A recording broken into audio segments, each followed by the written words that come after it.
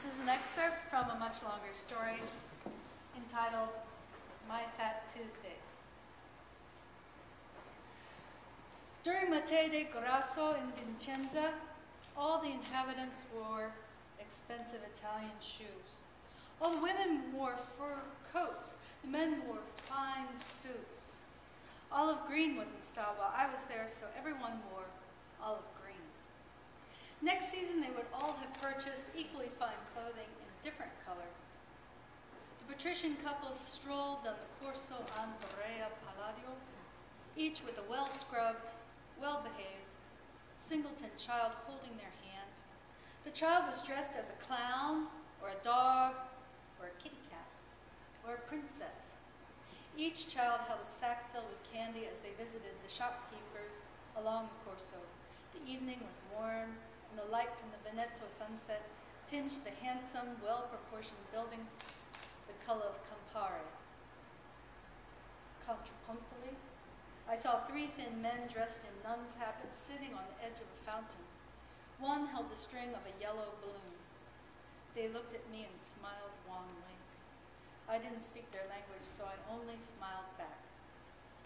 I boarded a bus to go the short distance to Cittadella, a walled town, to see the Marte di Grasso celebration.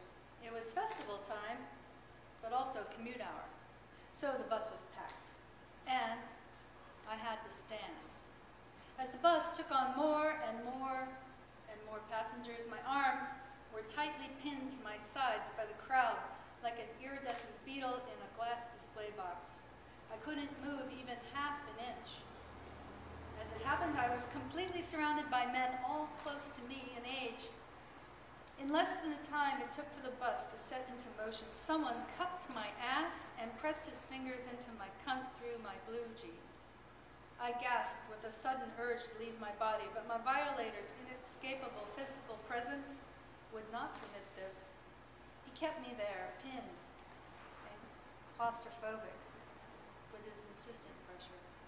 I looked anxiously at all the men surrounding me, perspiring, disturbing them as I tried to twist around, searching each face with increasing franticness. Each face was slack with the boredom of public transit.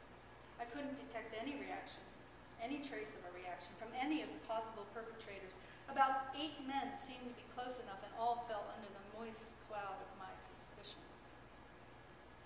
The bus was devoid of human sound. There were the mechanical noises of the vehicle, the drone of the engine, the screech of brakes, but no voices. The humanity on the bus was physically close, but we didn't share the additional intimacy of language. I didn't speak. I couldn't speak the language of my violators, so what could I hope to communicate? I tried to work out in pidgin Italian, "A bad man has his hand in my ass." But my vocabulary was too limited. I later learned how to say, "Leave me alone, you ugly son of a whore." "Brutto figlio di puttana." But this type of outburst might have been mistaken as Tourette's syndrome anyway. I remained mute, absurdly hoping my violator was the good-looking man to my rear left. We went 3 stops like that, like dogs frozen in union after copulation. His hand, my ass. I couldn't move away from him until a number of people dismounted the bus.